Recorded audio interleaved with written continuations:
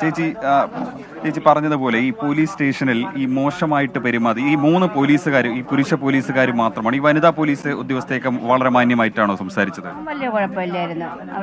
ഇവർക്ക് സപ്പോർട്ട് ചെയ്ത് നിന്നേ ഉള്ളൂ. എങ്കിലും അങ്ങനെയൊന്നും പറഞ്ഞിട്ടൊന്നുമില്ല. ഈ ചെന്നപ്പ മുതൽ ചേച്ചിയാണത് മോഷ്ടിച്ചത് എന്നുള്ള ഒരു രീതിയിലായിരുന്നു അവർ സംസാരിച്ചത്.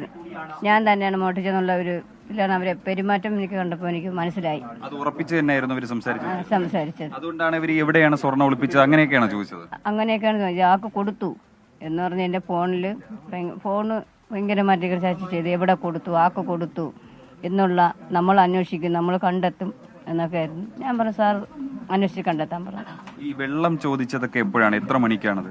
രാത്രി ഒരു 10 മണിയാകുമെന്ന് തോന്നുന്നു. സമയമൊന്നും എനിക്കറിയത്തില്ല.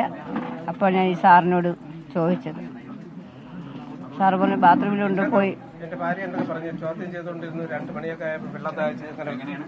എൻ്റെ ഭാര്യ എന്നൊക്കെ പറഞ്ഞതാണ്. നമുക്കിപ്പോൾ ഓർമ്മ വരുമെങ്കിലും എന്നൊക്കെ പറഞ്ഞു 2 മണിയായപ്പോഴൊക്കെ ചോദ്യം ചെയ്തുകൊണ്ടിരുന്നപ്പോൾ സാറേ എനിക്കിത്തിരി വെള്ളം കുടിക്കണമെന്ന് പറഞ്ഞു. അങ്ങനെ പറഞ്ഞപ്പോൾ അയാൾ ഈ സാറ് പറഞ്ഞത് പോയി ബാത്റൂമിൽ ബക്കറ്റിൽ കാണുമ്പോൾ പോയി എടുത്ത് കുടിക്കും.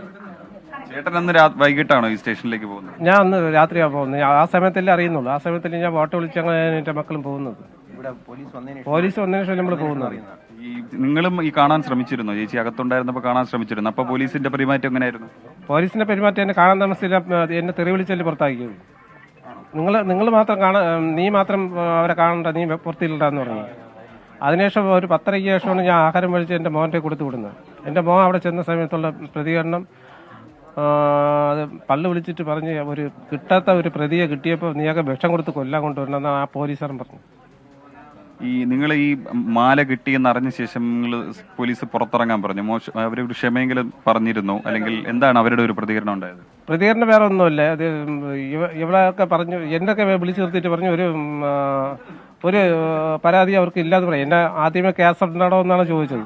തനിക്ക് എവിടെയാണ് കേസ്, എത്ര കേസ് ഉണ്ടാകുന്നൊക്കെ ചോദിച്ചിട്ട് ഞാൻ പറഞ്ഞു സാറേ എനിക്ക് കേസൊന്നുമില്ല, ഞങ്ങൾ മാന്യമായിട്ട് ജീവിച്ചു, എനിക്കെങ്ങനെ കേസ്. രണ്ടാമതും കേസ് ഉണ്ടാകുന്ന ചോദിച്ചിട്ട് ഞാൻ പറഞ്ഞു എനിക്ക് കേസില്ല. എല്ലാം കഴിഞ്ഞിട്ട് പറയണ പിന്നെ നിന്റെ മോളെ പഠിപ്പിച്ച ഒരു ടീച്ചർ എന്താ പറയുക കാല് പിടിച്ച് പറഞ്ഞതിനെ കൊണ്ട് അവർക്കൊരു മനസാക്ഷി തോന്നി. അവരിപ്പം അവർ തന്ന പരാതി പിൻവലിക്കുകയാണ്. എന്തായാലും നിന്റെ ഭാര്യ കൂടെ എല്ലാ കുറ്റങ്ങളും സമ്മതിച്ചിട്ടുണ്ട്. ഇതിൽ CCTV ക്യാമറയിലുണ്ട്, റെക്കോർഡുണ്ട്.